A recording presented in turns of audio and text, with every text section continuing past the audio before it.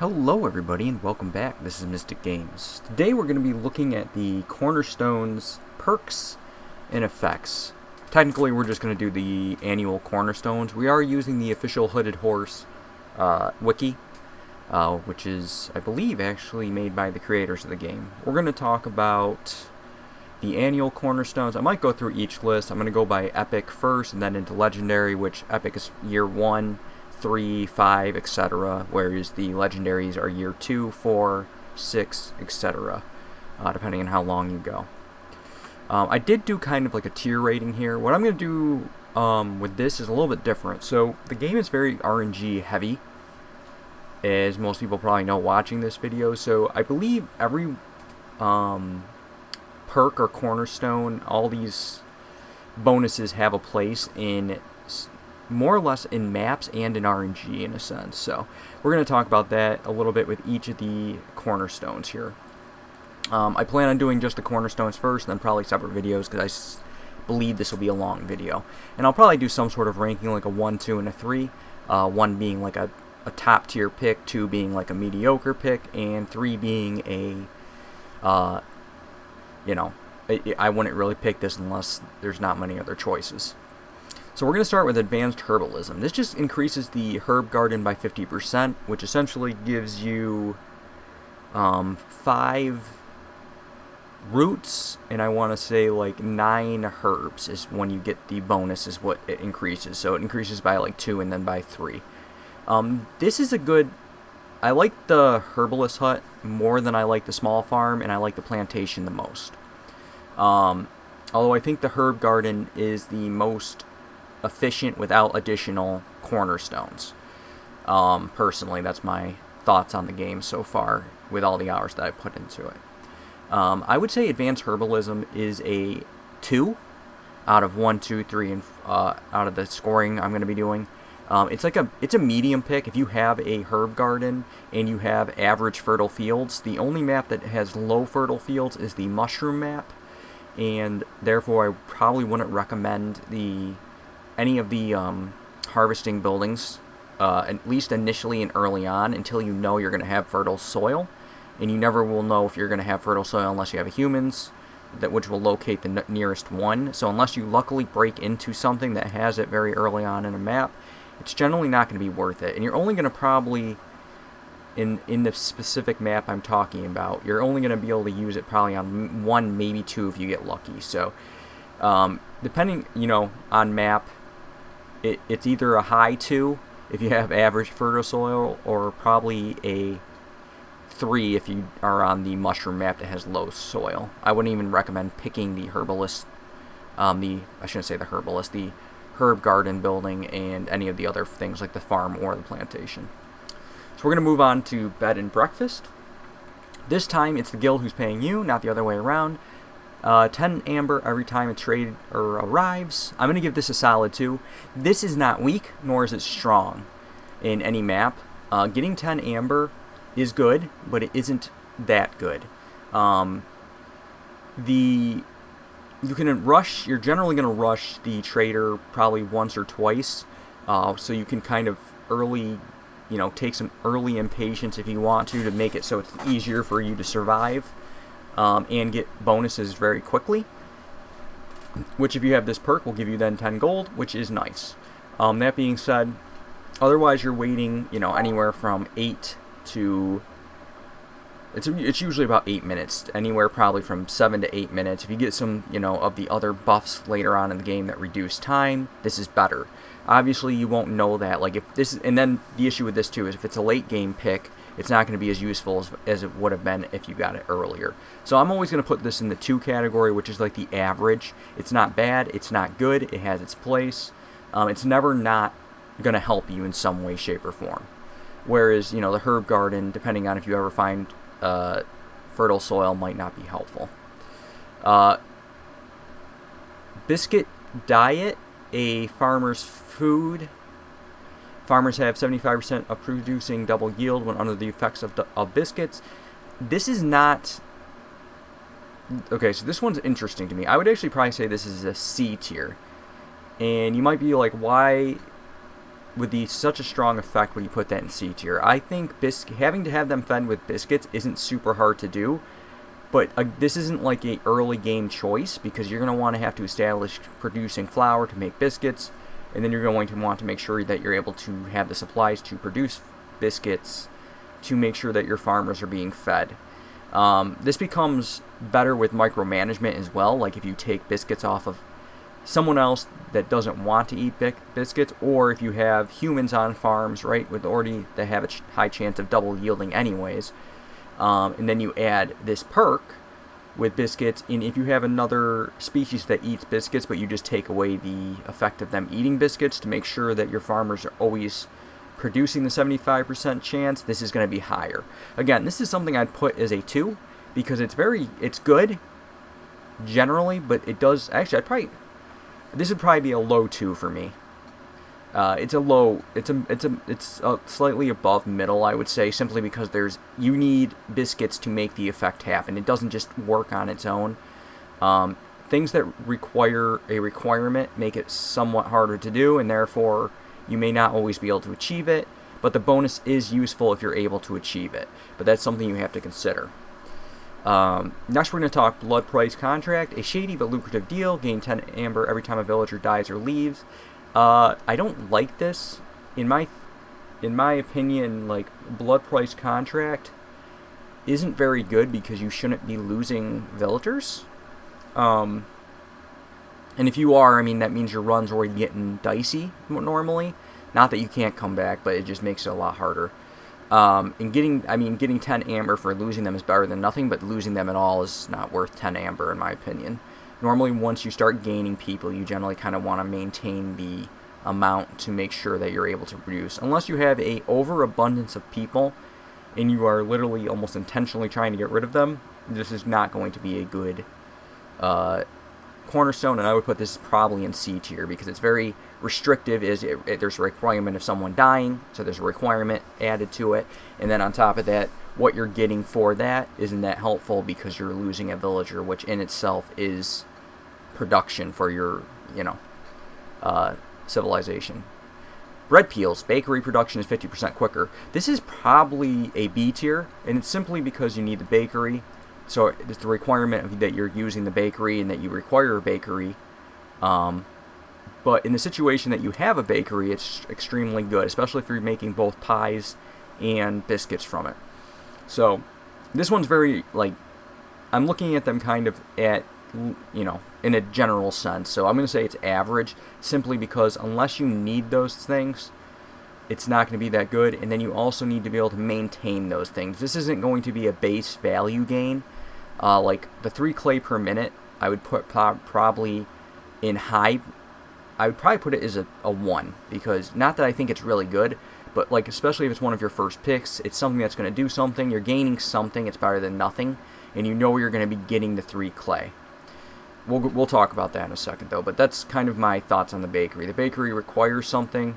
Then it requires the materials to make those things, and then if you have all that and you're in a steady production line, bread peels down the line, in a later, probably years, 4, 5-ish would probably be okay. But you're probably gonna pull at year 3, and that would be where you would have to decide if it's useful at that point, and then you're probably waiting until year 5 to grab it if otherwise. Cannibalism. This has the same issue of blood contract. Gain 40 meat every time a villager dies or leaves. This is going to be better based on the species that you have, because if there's species that require meat to be used in their food, this is actually much better. If you're on a map like the mushroom map, this is not as good because the mushroom map has a lot of eggs and meat in it. And you generally will not need access to meat because it's going to be in most of the glades that you open up. But again, the reason this game's so hard to rate a lot of stuff is because it really requires on the map RNG, it requires on the species that you have under your control.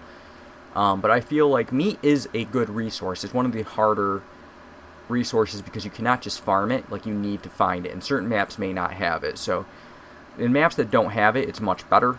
In maps that do have it, it's not that great, and you're also sacrificing a villager to get the 40 meat. So unless you're planning to lose, this is not an early game pick for me.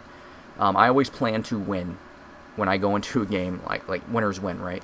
I always plan on winning, so I always try to go with things that are going to help me succeed, not things that I'm relying on to save me if I start to lose, if that makes sense. Clay delivery line. I would put this in A tier, or not A tier, but as a number 1. And the only reason is it's a very good early game pick because it does something every minute for the rest of the game. 3 clay per minute isn't that much, but it's better than no clay. Now, if you're in a map that doesn't even have clay as a resource, like you'd have to own, the only way to get it is to purchase it from traders, like it's not on the map, this makes this better because then now you have access to clay that therefore you would not have had access to because this map has stone on it. I value stone higher than clay personally, but I do think clay has its uses, and just getting a free resource and knowing you're going to have a free resource is useful. So normally this is a number 1 pick. Now late game, this becomes worse because it's per minute. Again, we have to put factors in, right? I think if you get this like really early on, it's a solid pick just because it does something for you. I think there's better picks early on other than this one that we'll talk about as we get down the list, but this one is a solid pick, especially early years.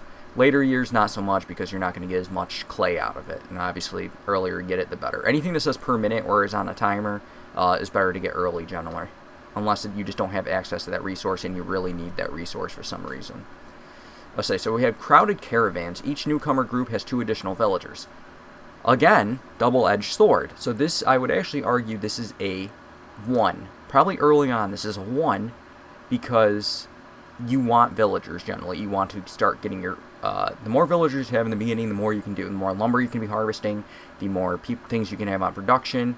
Normally you have to like kind of manage your people very early on, move them around, and you get to a point where you hit critical mass and this just won't matter anymore. But in the early game it is very helpful, and being good in the early game does help. Now villagers do cause you to become more, or well, I shouldn't say you to become more, makes the map more hostile, as we'll say. As the red bar goes up, it increases it more, so you have to make sure you can manage having all these additional villagers. So the longer this goes on, this could be worse, or it could be fine. It just depends on how you're doing. I think the early advantage of it will generally be more helpful than not having it. So I am going to put it as a 1 early on in the game. Late game, you probably won't even need it. So it is a solid pick early, but later, not as much. Deep Pockets. Receive 10 Ember for every 5 completed trade routes.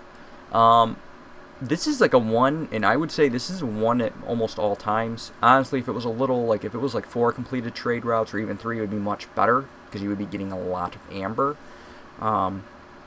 Because each season you should probably at least be doing 2 trade routes, if not more, depending on what you get. And you're essentially gonna every season you're probably almost getting 10 amber, maybe every 2 seasons if you actually did the math on it. But it's just extra amber for trade. It's a net plus. Again, there's no negatives to it. There's no requirements other than completing trades, and you're gonna probably want to complete trades anyways. So I would say this is a 1 at almost all times.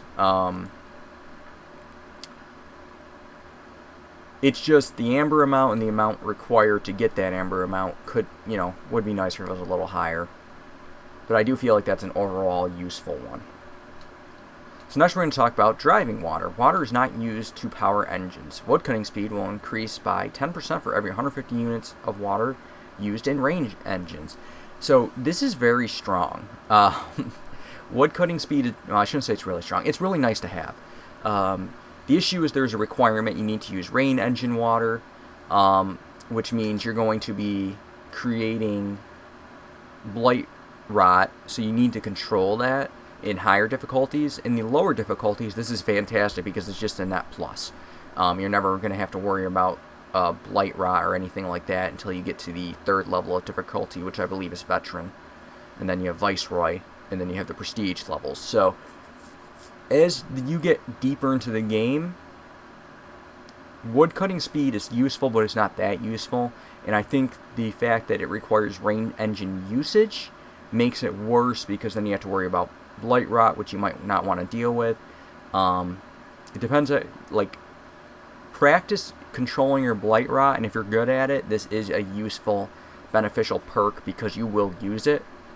But again, this one does require a little bit of time for setup because you're generally not going to be able to control blight rot super early, or at least effectively super early, and then you're going to be trying to pump out more rain engine usage probably than you should be to get the 10% bonus, and then, you know, you want to stack that bonus higher and higher, essentially. Anyways, so I'm going to say it's probably a 1, but again, as always, hard to say because it depends on the situation and the map and the difficulty for this one. So dye extractor, gain 5 dye for every 10 insects produced. This is a solid choice. If you know the map has insects, you have other ways of producing insects. Insects are easy to produce on the map, like in trees or something like, I'm trying to think, like the, some of the maps have, I can't think of what the map is right now, the biome, but one of the biomes has them on the trees, and I think it's like a 10% chance. Like, in a biome where you know you're cutting down trees, there's insects, especially on top of the insects being in the trees, you have nodes of insects. This is just a solid choice. You can get it early on, and you're just getting free dye. Dye is actually far more useful than it was in the non-DLC. When you add the DLC has changed a lot of needs for the species, and dye is much more needed than it used to be. So this is just free dye, and if you need dye, it's good. If you don't need dye, again, not good. If you don't have insects, not good. A lot of these are map dependent and RNG dependent. But normally when you look at a map and you see the biome and you know what you're walking into and you know what the biome has to offer, you can make decisions on your cornerstones based on that. And I highly recommend, before you go on any mission, that you look at the resources the map has available. Alright, let's get into the next one. We have the Royal Academy wants a detailed map of the region, which will supply anyone willing to gain 20 reed and 20 clay for each discovered glade. This is a solid one, especially if you get it early on, because you're going to have to cut glades open. You know, every time you cut a glade, you're getting 20 reeds and 20 clay. Overall, it's probably actually more useful than the 3 clay per minute, just because you're going to cut open probably anywhere from 3 to 6 glades. Hopefully you don't need more than that normally. Sometimes you might, but you're looking at a lot of resources right there. So it is very useful to get. It's just a net positive. You're going to be doing the thing that it's asking you to do. This is also better early game, whereas later game it gets worse because, you know, you're not going to cut. You're going to probably try to limit cutting glades just because of hostility reasons. Next, you have export specializations. Gains 1 production yields for all packed goods. This is a net positive at all points in the game, and I would give this a rating of 1. Having production of packed goods, whether it be the ones that you use for trading, the ones that you use for upgrading your houses now, which is more important, and then you also have the ones for packed crops, which can be useful just for selling if you have the extra crops. And it's used in a lot of orders for farming to get increased yield and stuff like that. I just liked, this is like a choice that if it pops up, of course that would pop up while I'm doing a recording. Thank you, Alienware. It's always good, and you're almost always going to be making packed goods. Getting 1 additional packed goods is just a solid bonus. If there's no other good choices, this is a good choice. This is always a good choice. I don't think this is bad. It doesn't get worse with time. It doesn't get bad with time. Like, it's, you know, it doesn't matter when you get this. It's just going to do what it does. There's no requirements, nothing else. So this is a highly useful one because it's flexible. If you get this, it's very flexible, and you know you're going to probably make use of it because you're almost always going to be trading with traders. So having the ability to make additional packs, which essentially cuts down the resource cost for you, makes this good. Farming tools is 50% goods produced in the small farm. This one is map situational. Depends on how much fertile fields you have. Depends if you have, you know, obviously I don't think you get this unless you have the small farm. So you need to have the small farm to even get it. So that's not a factor. But it would depend on the fertile soil that you have around you and on the map. So, like, if this is one of your first choices and you don't have access to fertile soil, and you don't know, if you don't have humans and don't know where the first fertile soil is, or in the worst case scenario is you do have the small farm, you do have humans, and they're showing the fertile soil is like 3 glades you have to cut through to get to it, it's probably not worth it taking this, because all of the fertile soil is too far away for you to even make use of it. This one's very situational, but I do like these. I like fertile soil. I think getting these, if you have access to fertile soil, is super good. It just makes your civilization so efficient. But again, you never know if you have access to fertile soil. Next, we're going to talk the fiber delivery line. This is 3 plant fiber per minute. This is a very good early game one. It just guarantees you're getting something at no cost and no requirement. You will get 3 plant fiber the rest of the game. The amount is not that great, but it's just a net positive. There's no negatives to getting plant fiber. Like, you don't have to worry about management, like getting extra people. You don't have to worry about, people dying to get your resource. It's just a solid, you're getting a resource. You can make cloth with it. It's okay. Obviously, it gets better with, like harpies, who are going to probably need the cloth to make clothing or make cloth. That kind of stuff does factor. I should say fabric, not cloth. Fiery Wrath. Resources you have sacrificed in the Ancient Hearth burn 5% longer for every impatient point you have. Higher difficulties, I would say this is better. Lower difficulties, not that necessary. This is not something I would pick, because, again, especially early game, you're not going to want something like this generally, because you're banking on losing. You're banking on losing, and I don't bank on losing, I bank on winning. Be a winner. Think like a winner, play like a winner. Don't put your faith in things unless you're already, know you're going to need this for some odd reason. It's almost like I'm out of luck, and I need to do this just to make sure I don't run out of resources so I can survive a storm, which is unfortunate if you're in that situation. I'm not saying it's a bad choice, but you won't know. You know what I mean? Like, you might know next year, oh man, I'm out of luck. The next storm, oh my god, I'm not going to make it. And you get this one, it might be like, next storm, I might need this. I can see picking it, but it is, you're playing to lose. Or you're planning on losing at that point, in a sense. Like, you're trying to negate and just survive long enough to maybe pull out a win. Porridge production increases by 1 for every 150 units of drizzle water produced. I like this one. I think this is a 1. If you need porridge, it's a 1. It has no negative downside other than the fact that you need to produce units of drizzle water, and then you would probably need to use, this actually feeds itself, right? Because you can use drizzle water for porridge, which then feeds into the porridge production. So essentially you're using the water for the porridge. That takes it away from the maximum count, and then you're going to keep resetting the count and keep stacking it up, and you're going to probably get up to plus 3-4 production of porridge by the time you beat the map that you're playing on. So it's going to give you help. If you have a lot of porridge eaters, it's very useful because it's going to stack that buff. You just got to make sure you're producing drizzle water, which you probably are if you're making porridge. Firekeeper's armor. I also think drizzle water personally is the one that I seem to find the most on maps. I just tend to find, I don't know if that's just my luck, but I normally do find drizzle water more than I find the others. So it's just very useful. You also use drizzle water a lot in food buildings as well, so you could actually be making porridge using drizzle water to improve the chances of making porridge, while using drizzle water in the porridge to even increase the rate of, plus whatever you're going to get and make it even higher than what I mentioned. But again, that's also managing blight rot at that point, and that's something you got to factor in if you want to deal with. Some players try to avoid blight rot as much as possible. Some, don't worry about it and they just manage it. That choice is yours as a player. Allows firekeepers to combat corruption more efficiently. Every burn assist removes an additional 50 corruption. Again, if you're managing blight rot, this is a super good choice because this helps you manage blight rot. I would argue that this is not playing to lose either. This is more playing to win because you're going to be using stuff to make cysts you know you're going to be removing them, and you know you're going to be creating corruption. So you're lowering the amount of corruption you're creating, essentially.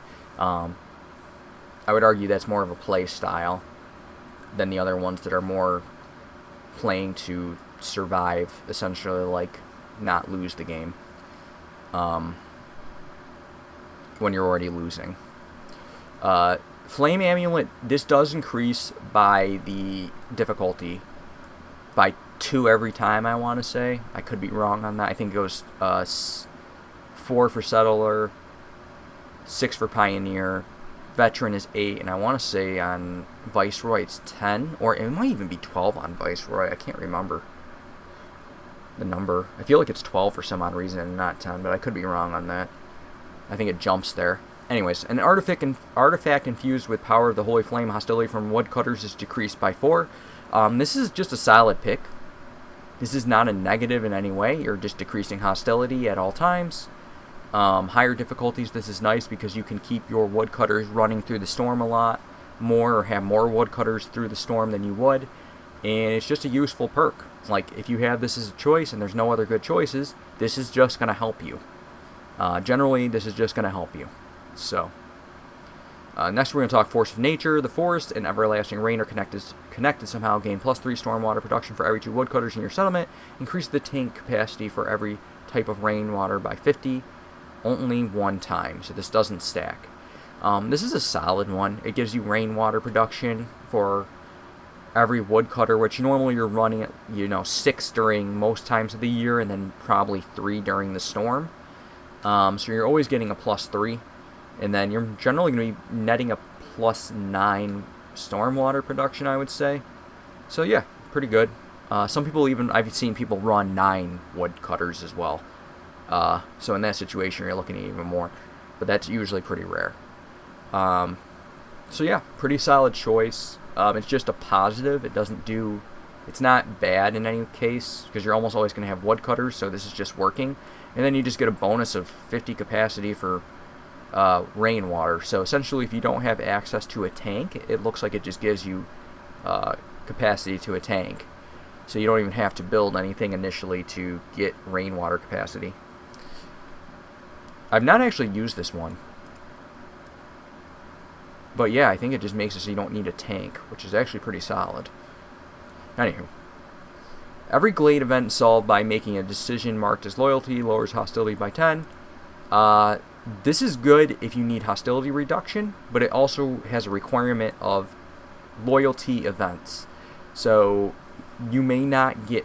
This is one of those picks that you want to make sure that you have gained... Like, it will tell you if you've already done it and you're going to get it retroactively and how much hostility you would get of reduction of. But this one it has a requirement, and then if you have not got that requirement, and you've opened up a lot of glades already, you're probably not going to want to pick this. And I wouldn't pick this as one of my first ones because I don't know if it's going to help me. You don't know if it's going to help you. So I would argue that you probably don't want to pick this one early on. This is probably a C to me. Now, it could be really good late game if you have, a bunch of bonuses because you've done a bunch of loyalty things, but you won't know that until later.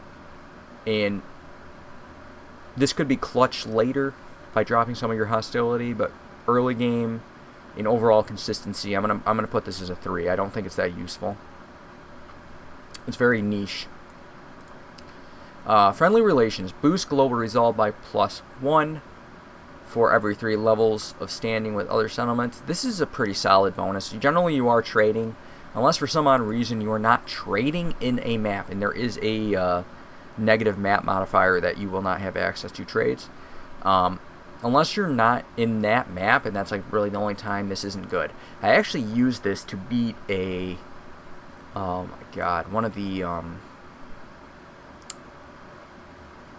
seals. I was on the seal mission and my resolve was just, I was having a hard time maintaining my resolve because I was going too long in the trying to break one of the seals. I couldn't get all 3 choices were very hard for me to achieve, and I got stuck, and it was like the second to last one, and I was losing resolve, and I'm like, I just need resolve, and this popped up, and it added a good amount of resolve, and then it made me focus on getting my trade up, because then I was like, if I keep getting a bunch of trade up, I get more resolve, and this will help my settlement.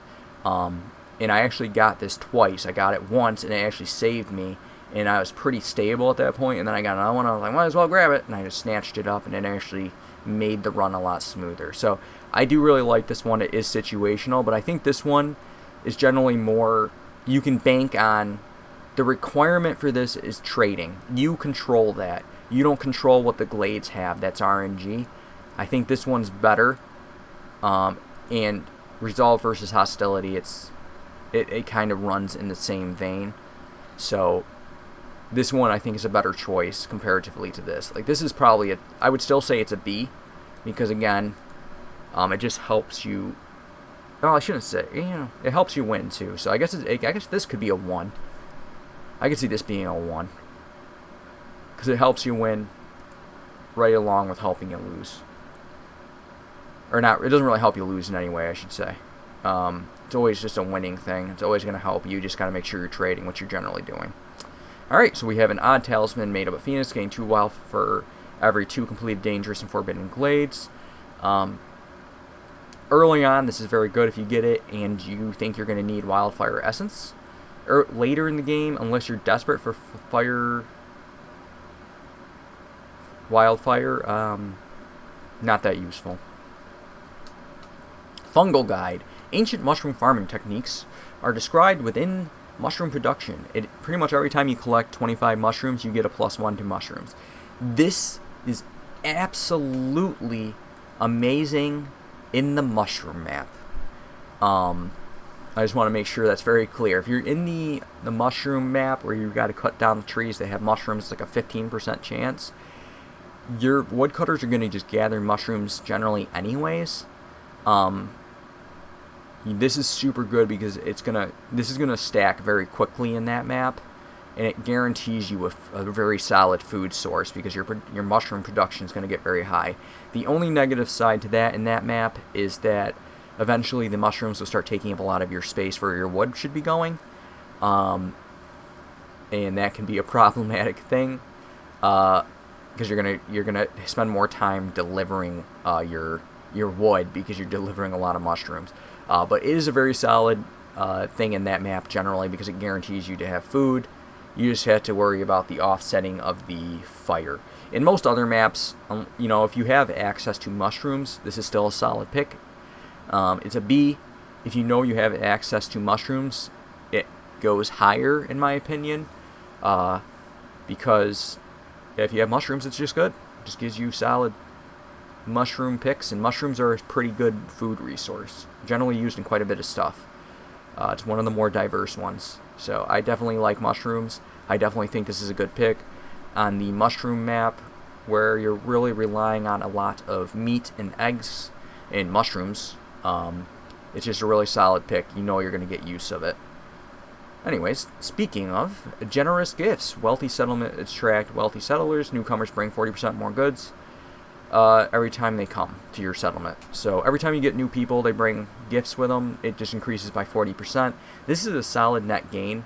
I'm still going to only put it as a 2 because, not because it's bad, but because you don't control what the newcomers bring with them.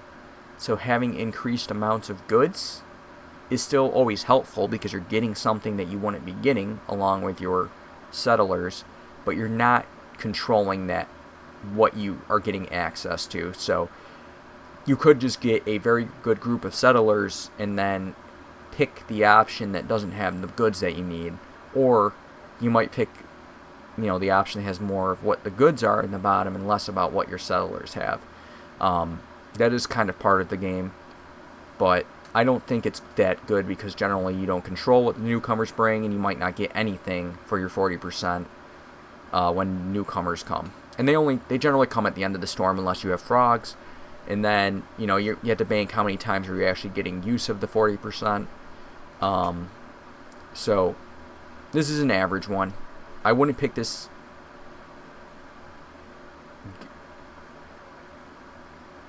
Oh my god, I misread that. So this goes up to 120 then. Oh, this is actually not bad at all. I never realized this stacked by hearth level. This is very interesting, man. This is very situational on how fast you tech your hearth. That's very RNG and player dependent of a choice. I'm still going to leave it in B. It's just a good. It doesn't really have any negatives. But it does get better as your hearth upgrades. Getting to tier 2 is usually not hard. So that means you're getting 80% of resources probably by year 3 at the latest. Maybe even year 2 if you're lucky. So yeah, it's still a B tier just because I think, or a number 2 is pretty much middle ground for me, because of how it works. It does get better later in the game too, because you're going to get more gifts. As a first choice, this is probably not the best. Probably by year 3 though, if you got this as an option, you didn't really have any better options, not a bad choice. Because you're probably going to be getting like 80% more goods, which is pretty solid. It's doubling all your bonuses when newcomers come. Under here we have giant vegetables, +2 vegetable production. That's really good if you have a farm because they produce vegetables. It's also good if you have vegetables on the map and you know you have access to said vegetables. Solid choice if you have vegetables. If you don't have vegetables on the map and you don't have a lot of soil, this is not a good choice. Just play your factors. Golden Marrow. Some fossils contain valuable surprises. Gain 2 amber for every 20 sea marrow. This is really good on the seal maps because seal maps have sea marrow as like a mineable thing. So you can get a lot of amber, and that amber then allows you to buy perks to make you stronger on the seal map. It's really solid. You need to make sure that the map has access to sea marrow. If it does, this is a good choice. If sea marrow is a secondary resource, this is still okay, but it's not going to be as good. Again, it plays on factors. I would say this is generally a C tier simply because you need to have access to sea marrow for it. But it's probably like an A tier, or a 1 in the seal map because I know they have sea marrow, and sea marrow can be used as a source of fuel to replace the lack of the wood that you're going to be getting, and then you're just getting amber as well while you're getting it. Grain bags, specialized farming techniques. Grain production increases by 1 every time 25 times is produced. This is really good if you're running farms. Again, this requires, do you have access to grain? How useful is grain to you? This one's factored on, if you're using grain. So I think it's a B tier because I don't think it's a bad bonus, but I think it really has the requirement how much grain do you have access to. If you're running small farms and you definitely have fertile soil to use, this is just good. Even with 1, it's good. If you get 2, it's even better. You're just going to eventually, in a couple of years, just have more grain than you know what to do with. And a tip for building farms, always try to build a warehouse next to your farm because it just makes traveling distance less for bonuses like this, so you can actually maximize the usage of them. That's a little gamer tip for people just getting into the game. Grain delivery line, 3 grain per minute. If you get this as a first choice, just a solid pick if there's nothing else and you don't want to reroll because you're getting something. I don't think grain's that useful because you can't eat it outright. You need to use it to make flour or whatever, then turn it into food. So I think it's one of the less useful things outright, but just getting free grain isn't bad. No downside, no requirement. Trader will have 1 more perk or blueprint for sale. This is a 1 for me. I use this all the time. I almost always pick this if I see it. I'm high enough level where I always have 5 slots. So if I get this, I get all 6. And it just gives me more access to good things. Normally I like to try to buy at least 2 perks from the trader when they come. And it just opens up the ability to get a potential perk that might really be helpful to you. Hidden rewards. Gain 1 each tablet for every 2 completed glade events. This is added retroactively. This is just a good bonus. This can be picked later and you still get it. So I wouldn't pick this early because then you're banking on completing glade events that you might not get.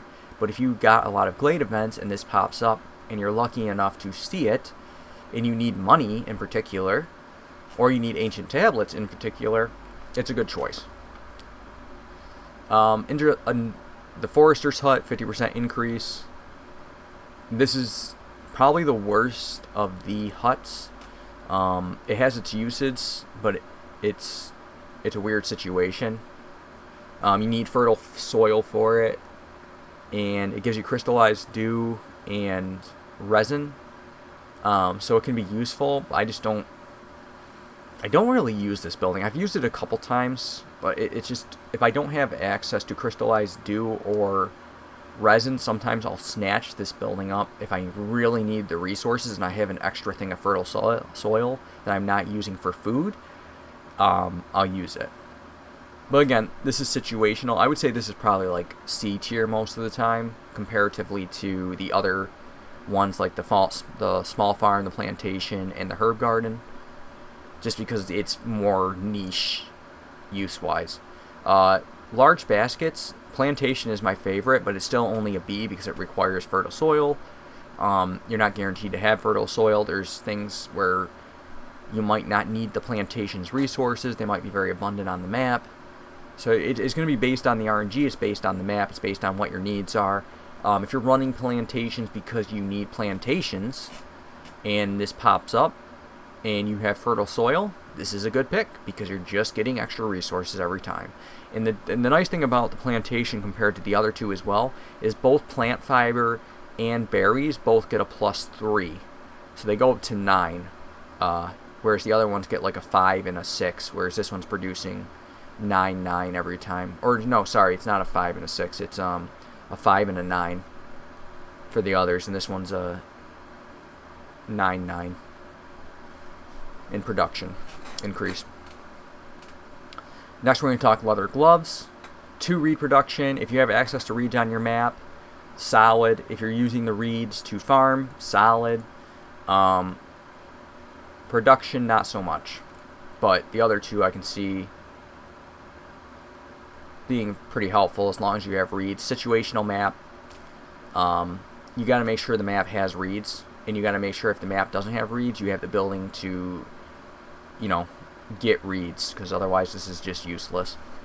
So I'm going to put it as a B. It's not bad. If you need it and you have access to it, good.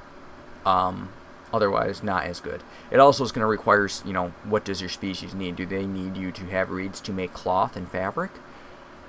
Or do they not? Because if they don't, not as useful. Leftover crops, gain 2 pack provision for every 10 herbs produced. This is super good if you're running the herb garden because you're producing herbs, and then you get packed provisions for free. You generally won't even need to have packed provisions being in production if you have this bonus with the herb garden, especially if you get the 50% bonus up top. With this, that's a really good stacking bonus because you pretty much just pull 10 every time, and you get 2 pack provisions. And if you have like 3 things of fertile soil going, you're just going to have, probably almost 20 pack provisions every season. And you generally won't need more than that to trade. So you're pretty solid.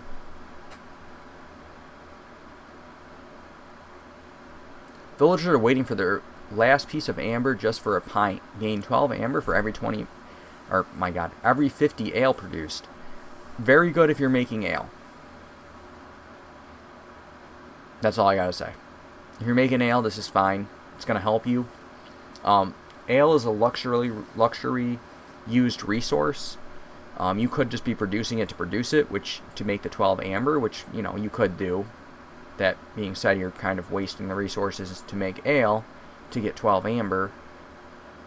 But maybe you're going to sell the amber to the traders as well, and you're just making it for pure profit. That's possible. I could see this having uses because I could see this being a B simply because there's ways to play with this.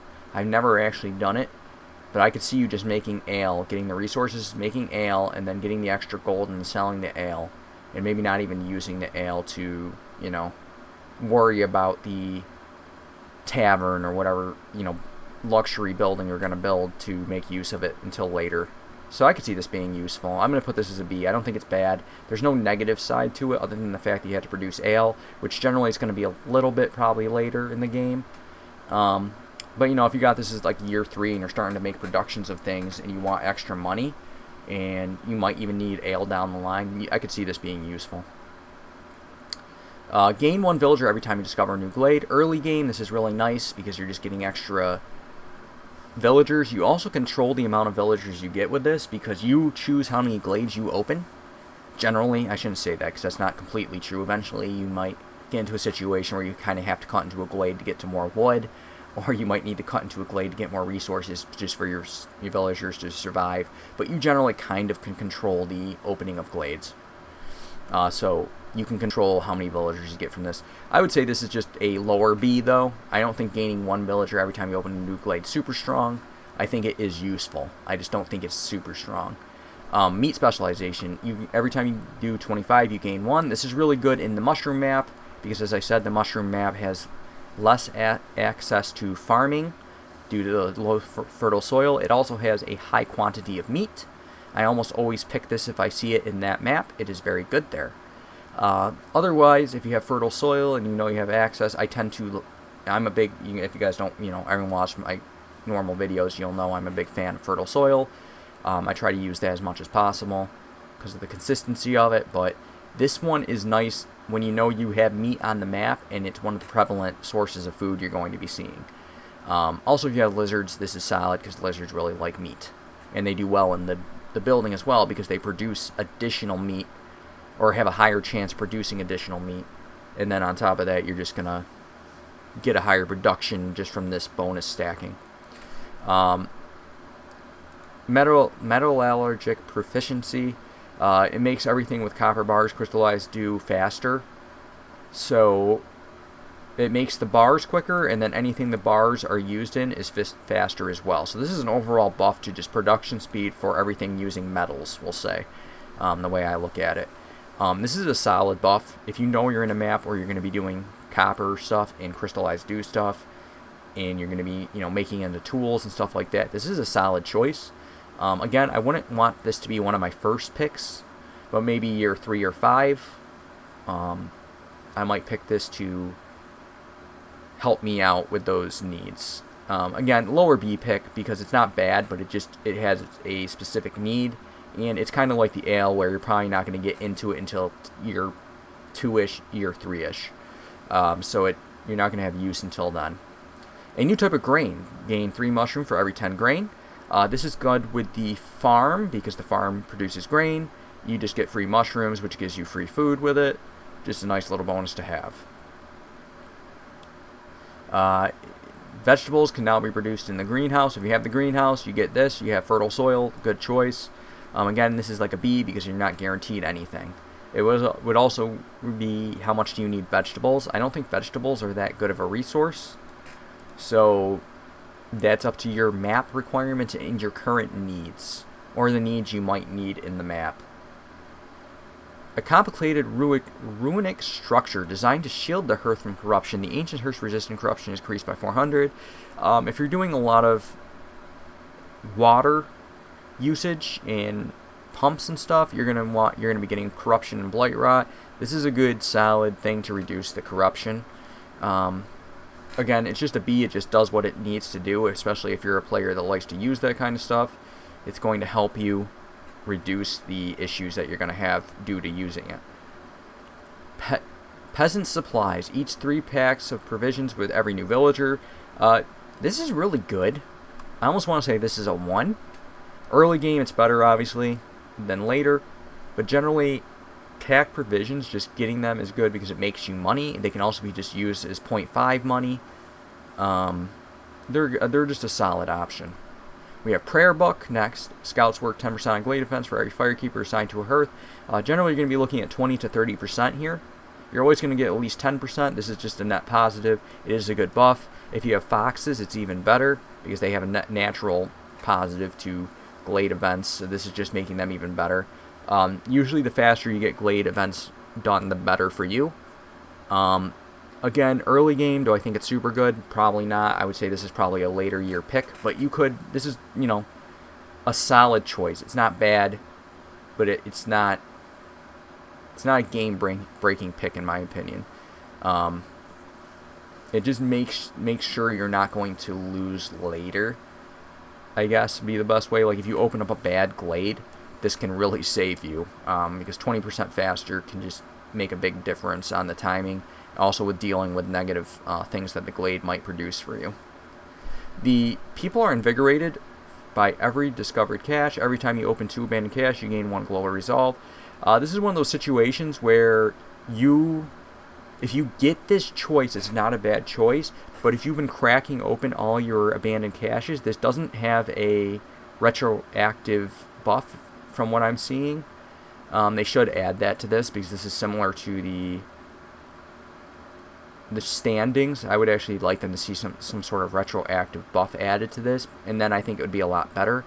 Otherwise, this is almost incentivizing you to save your abandoned caches if you don't need them, essentially in hopes of that you find this later and you can just get your global resolve up.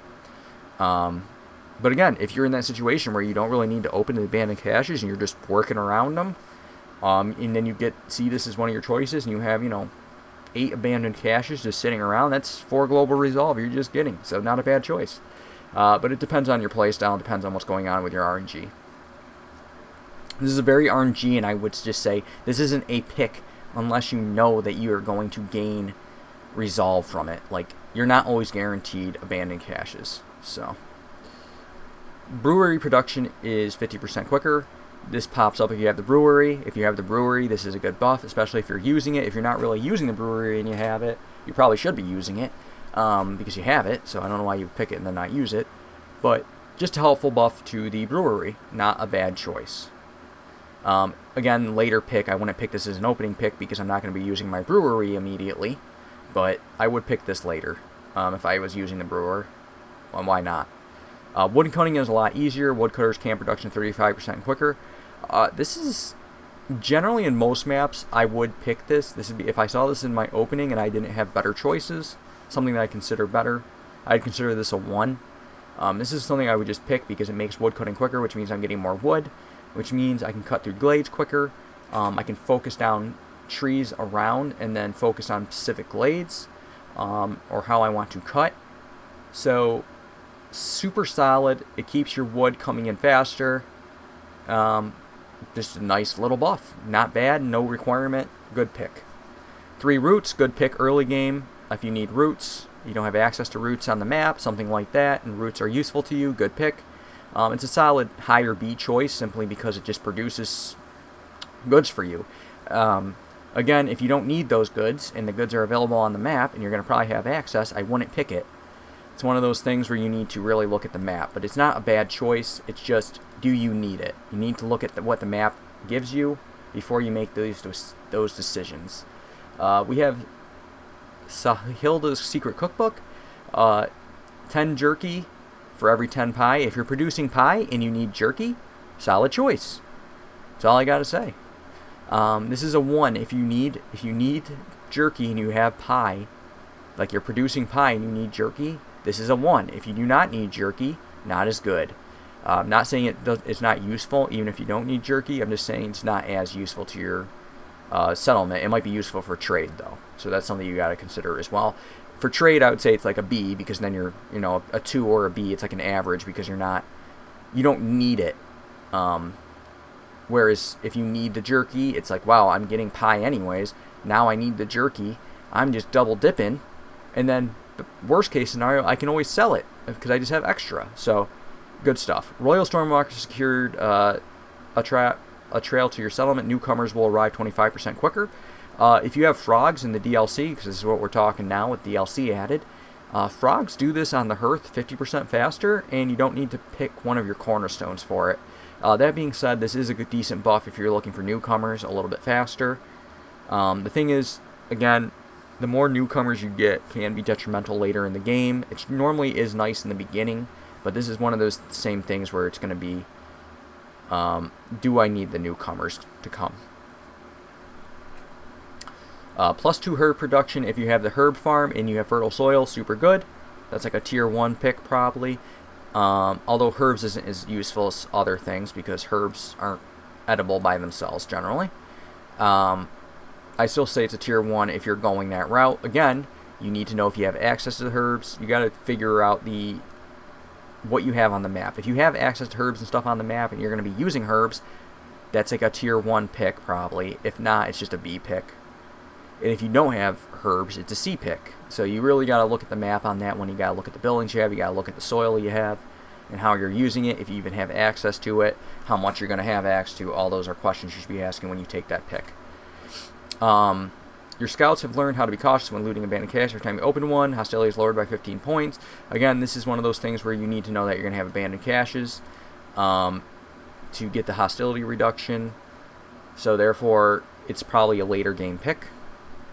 Useful mill upgrade, 3 oil for every 10 flour. If you're producing flour, you get free oil. This is good. It's just a good choice. It's like a higher B because it does something. It requires something, but if you're doing that something, it's useful to you. If you're not doing that something, you're not going to pick this anyways. Herbs roots production is increased by 1 for every 75 biscuits. If you have a herb garden and you're making biscuits, this is super good because you're guaranteed to be getting the production of these. And then this is just going to up your production. And once you start making biscuits, you generally can make biscuits very quickly. And this is just going to increase. So it is a useful one. It's not super game breaking by any means, but it is useful. Stone. You can now produce stone in the clay pit. This gives you stone and clay. So if you don't have access to stone on the map, you now have stone access. Although why would you pick the clay pit in the first place if you already have access to clay? It's kind of a weird thing, right? You're gonna generally pick the clay pit on a map that has fertile soil that you don't have access to stone because you might want stone. So getting stone in the clay pit is less useful than it would be. It's not as useful as you think it would be. I'm gonna put it that way. Again, you got to think about why you're picking these choices. I'm not saying it isn't a useful pick because it gives you, if you run out of nodes of stone on the map, it might be helpful, but you're generally going to have access to stone, so it's not something that I would pick over certain things that could buff something else up. Steel pickaxe is +2 stone production on a map that has stone. Good. You need stone, +2 stone. Solid. If you have frogs, because we're talking about the DLC, they can produce double stone now. You're looking at 3 stone, which means 6 stone. Super good. So again, it's based on the needs of what you need. It's based on what the species you have. It's based on the map. Stormwalker training. Your villagers learn how to travel the wilderness. I do rate this one highly, by the way. This is like an upper B because it's a positive if you need it. Your villagers learn how to travel the wilderness very fast. All trade routes are 40% quicker. This is really good because it just helps you make money faster. I can almost argue this is a 1 because you're always going to be doing trade routes. The issue is you need to be able to sustain trading. And unfortunately, sometimes, especially early on in the game, you can't guarantee that you're going to have the resources to trade. So this is a later pick. And also, once you get into the later years, sometimes you just don't even need the amber at that point, too, because you kind of like hit critical mass. So this is a weird one. This is the one that you might get in the middle, and it just helps smooth out the gameplay for you. But you need to have the resources to trade at that point, and if you don't have the resources to trade, this is not that great. So this is going to be based on your gameplay style, what's going on in your game. This isn't going to help you win unless you're kind of winning already. That's kind of how I feel about this one. I've picked it before, but generally I don't pick it when I'm losing. If that tells anybody anything, I generally pick it when I'm winning. So I almost feel like this is a very good one if you're already doing well. If you're like in the middle or you're doing well, you're probably going to pick this 40% faster. If you're losing, this is probably not the best choice because you probably don't have the resources to sacrifice to trade. If you're running lizards, which is the only way you're going to get this one, every time you get 25 eggs, you get 1 lizard. You can control the amount of eggs you're harvesting most of the time, so this is just free lizards. This is +2 leather. If you have access to leather on the map, this is good. If you have the building that gives you the ability to produce leather, this is good. It depends on your needs, though. This is an upper B choice, but it's going to be an upper B choice depending on your needs. This is one of the ones you can pick, especially if you can gather it. and you know the map has it, or you already have access to it on the map, and you can pick it knowingly being happy that you got something that's going to be helpful to you. Tighten belts. Travel costs and trade routes is reduced by 1. So pretty much you get more money. This one's pretty solid, but this again goes back to trading, and it goes back to trading is necessary, so this is good.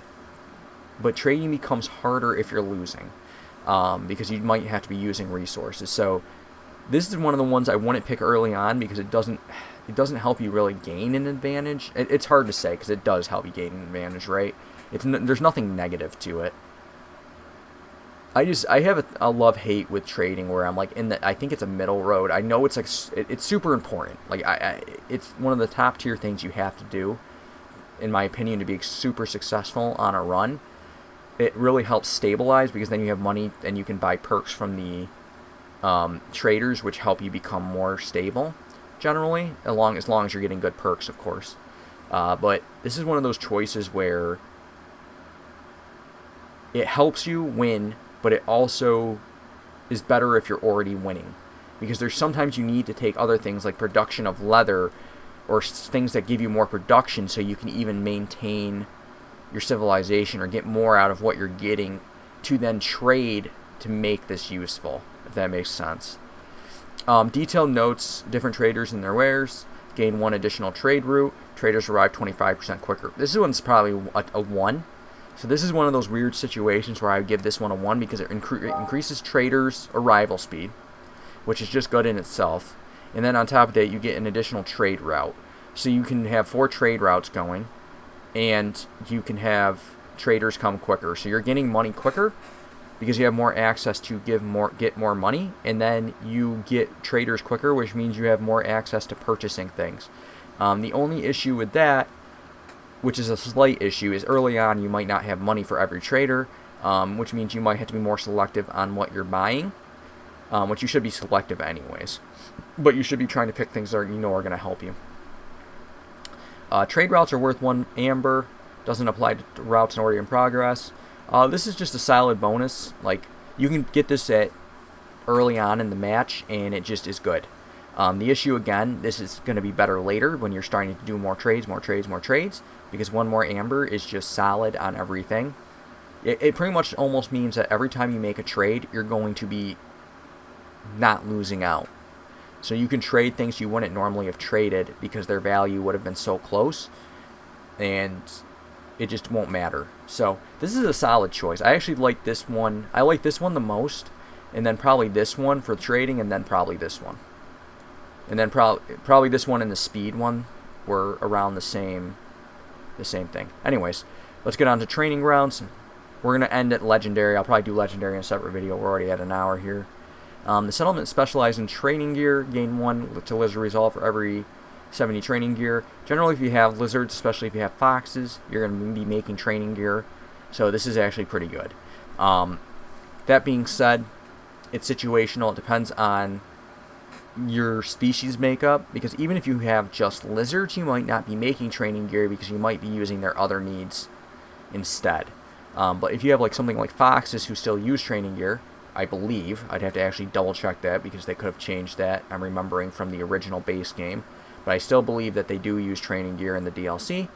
It would still be nice because you'd be making training gear for both, and lizards would get this. This would be a later game pick when you know you're going to have the ability to produce training gear and that you have the access to, you know, a good amount of lizards, and, you know, what are the other species you have and how much does it benefit your whole society. This specifically only helps lizards, so you got to weigh that option on how, you know, how useful is that to you in your run.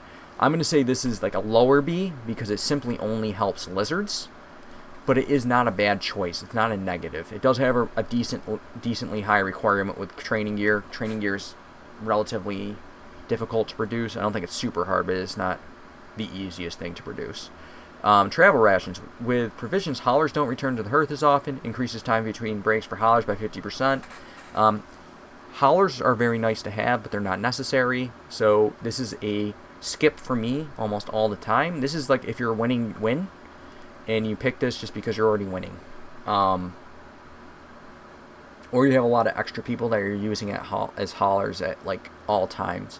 But I normally, until late in the game, if I'm winning, I don't have that situation. So I would consider that like a winning cornerstone. You're already winning, you might as well win harder.